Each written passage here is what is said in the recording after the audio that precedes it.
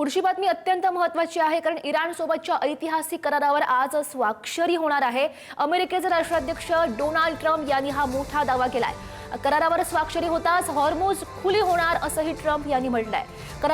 करारामुळे इराणला अण्वस्त्र मिळवण्याचा मार्ग पूर्णपणे बंद होईल।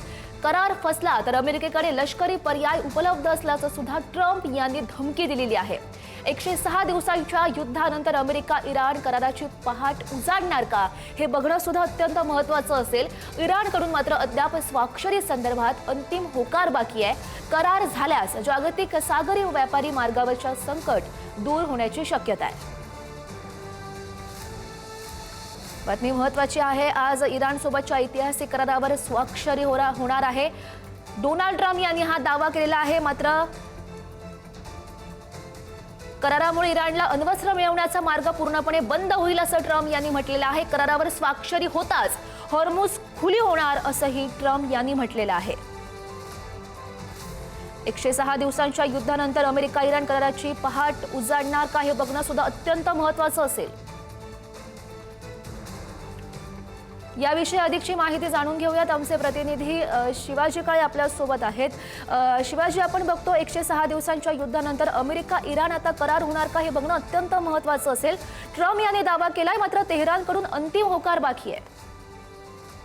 अगदीच या संदर्भामध्ये सातत्यानं अमेरिकेनं बोललं जातं, मात्र प्रत्यक्षात हा करार जमिनीवरती येत नाही। जग आशेच्या नजरेनं या सगळ्याकडे पाहत आहे।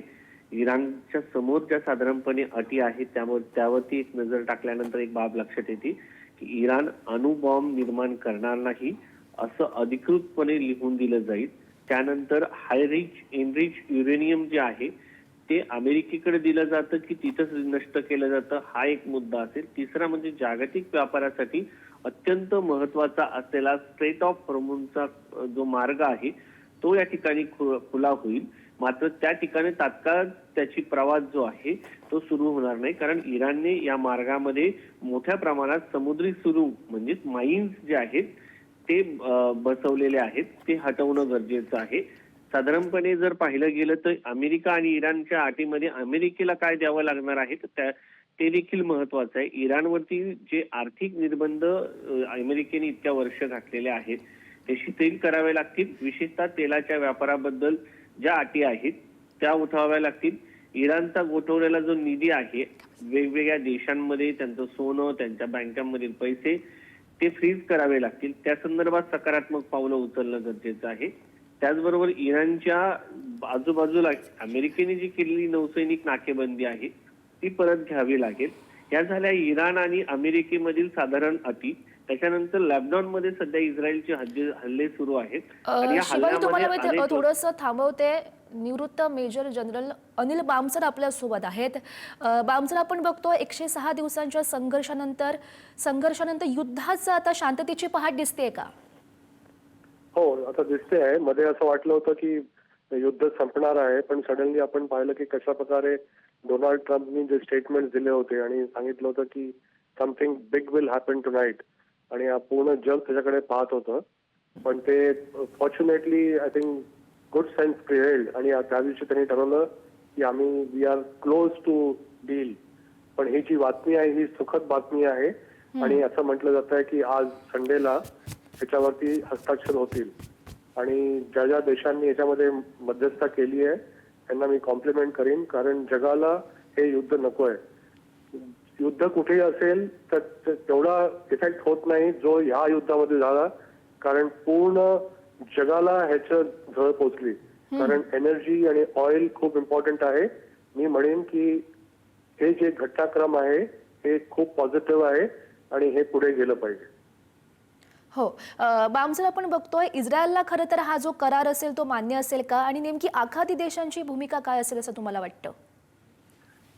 अगदी बरोबर प्रश्न विचारला तुम्ही। इस्रायलला हे कधीच मान्य होणार नाही की अमेरिकेमध्ये आणि इराणमध्ये डील व्हावी, किंवा कारण इस्रायल म्हणतं की आमचं अस्तित्व धोक्यामध्ये आहे जर का इराण स्ट्रॉंग झाला तर। मला वाटतं इराण इस्रायलला बिलकुल नको आहे। म्हणून आपण पाहतो की सांगितल्यानंतर किंवा आदेश दिल्यानंतर सुद्धा इस्रायल म्हणतंय की आम्ही लेबनॉनवरती हल्ले करतोय आणि तो करत आहे। आणि इराणनी क्लिअर केलं आहे की हे ट्रायपाइड लेवलचं अग्रीमेंट असेल किंवा करार असेल ज्यामध्ये लेबनॉनचा पण हिस्सा असेल. म्हणजे आपण जेव्हा करार करू बिटवीन अमेरिका आणि इराण ह्याच्यामध्ये लेबनॉनचा उल्लेख पण झाला पाहिजे आणि तो केलेला आहे. इराणला आपलं बॅलिस्टिक मिसाईल प्रोग्राम पुढे ढकलायचा आहे.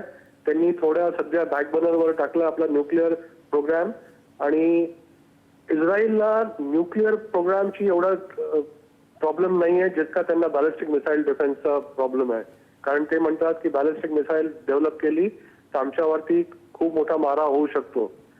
इस्रायल कधीच सॅटिस्फाईड नसेल किंवा त्याला कधीच याच्यामध्ये आनंद होणार नाही की पीस डील झाली आहे. पण सध्या त्यांना नेतन्याहूला आणि इस्रायलला अमेरिकेने शांत केलं आहे आणि काही दिवस तरी डेफिनेटली हे डील जे होईल ते पुढे जाईल.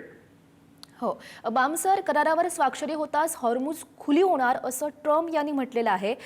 ट्रम्प बोलतायत त्याप्रमाणे लगेच हॉर्मुझमधील वाहतूक सुरू होईल का?